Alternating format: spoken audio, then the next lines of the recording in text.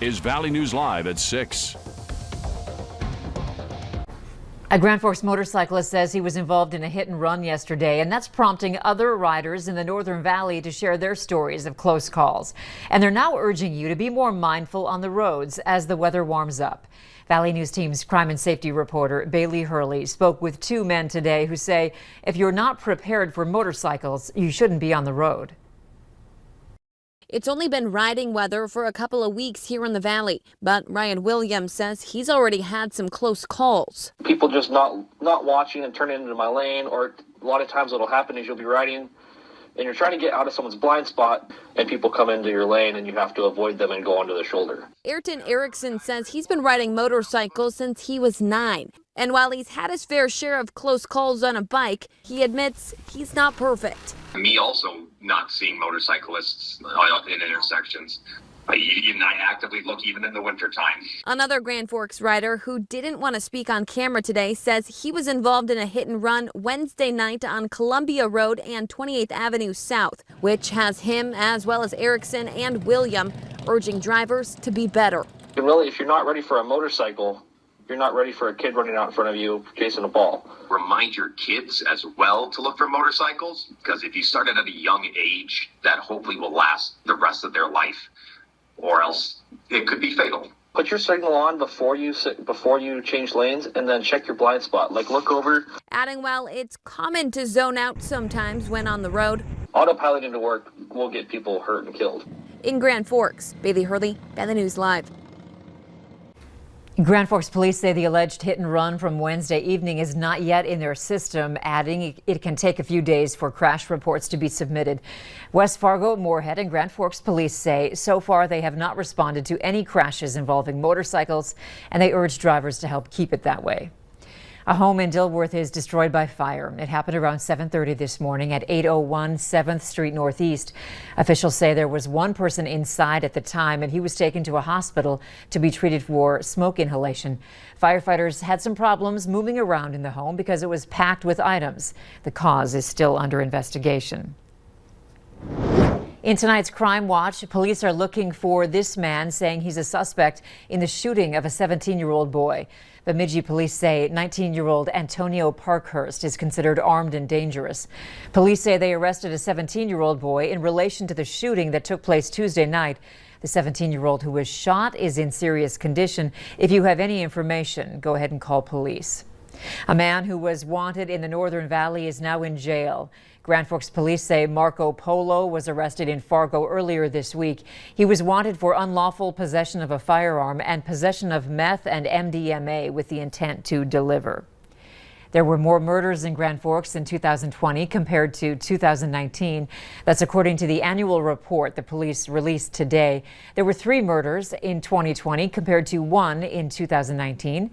Some other key findings: rape went up by 19% and drug crimes went up by 10%. However, the number of robberies went down by about 40%.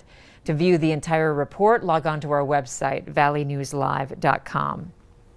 Some of us are watching that snow melt. Others, it'll take a while. Let's find out how this evening looks. Hutch?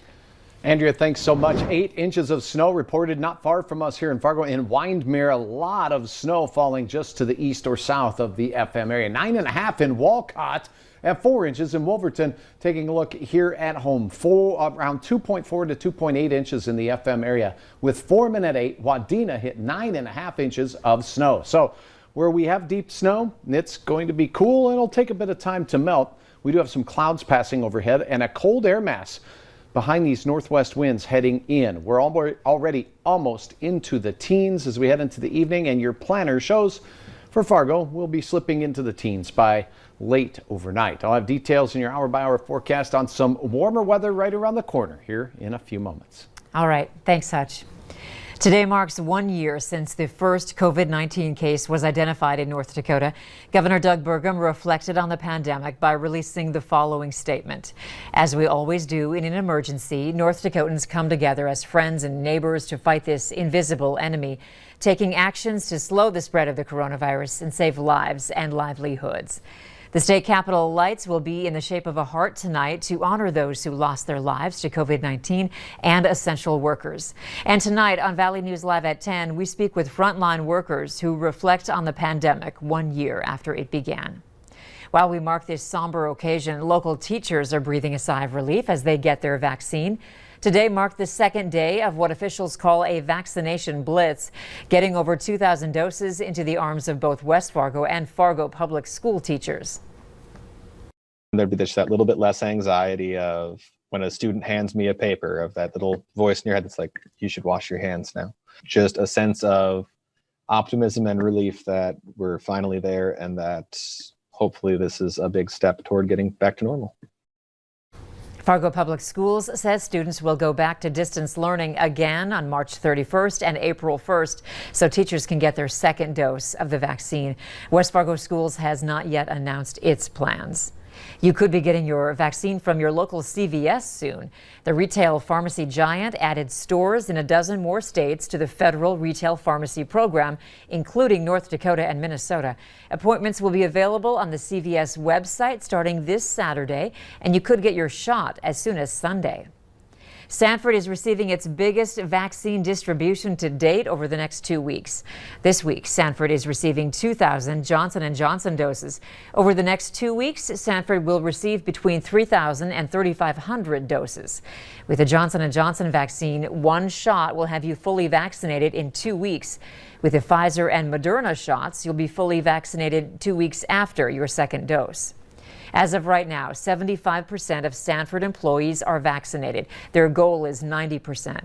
The goal for the state of North Dakota is 75%, and we are currently a little over 20% vaccinated.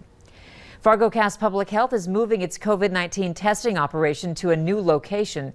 Starting on Monday, they'll be providing COVID tests in the Family Fair Strip Mall. That's between the Hi-Ho Burgers and Brews and the Grand Junction Grilled Subs.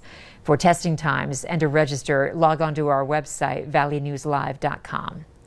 A single mother in Fargo was told to abort her baby with Down syndrome after getting a prenatal diagnosis.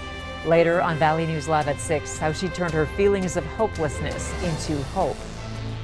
And after record high heat, the weather of late has been a little rough. Sasha here saying as much. We did see some sunshine, and that went to work on our 2.5 inches of snow in the FM area.